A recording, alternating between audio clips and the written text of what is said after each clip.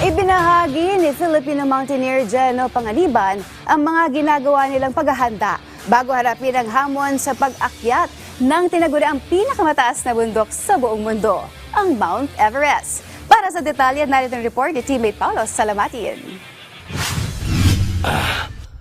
Mount Everest, Pumori. Matapos ang 18 taon mula ng unang marating ng isang Pilipino ang tuktok ng Mount Everest, muling susubukan ng mga Filipino mountaineers na sina Geno Panganiban at Miguel Mapalad na akyatin ang pinakamataas na bundok sa mundo ngayong darating na Abril.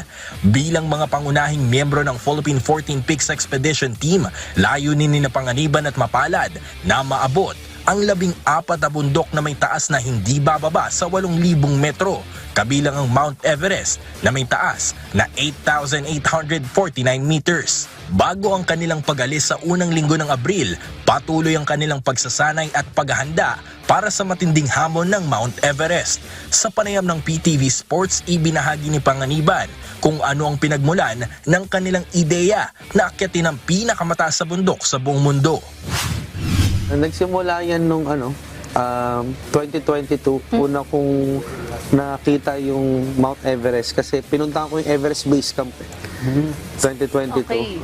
So nakita ko yung hubog niya, yung peak ng Mount Everest, and parang kinakausap niya ako, parang sinasabi niya sa akin na please akyatin mo ako.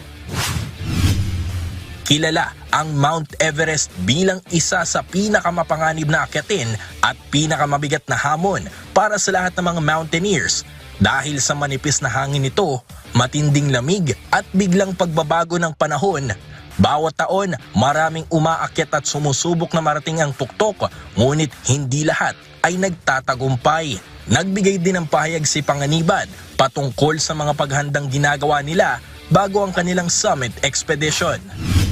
Yung transition kasi galing tayo sa tropical country, Pilipino tayo nakatira tayo sa sea level, di ba? Tsaka sanay tayo sa 2 seasons, wet and dry, wala naman tayong snow, ice, wala tayong winter dito sa Pilipinas per se. Yung transition ko is kailangan ko talaga mag-train sa ibang bansa and kailangan mag-adjust yung katawan ko doon sa elevation tsaka sa oxygen level. Magsisimula ang kanilang 2-month summit expedition sa ika-14 ng Abril.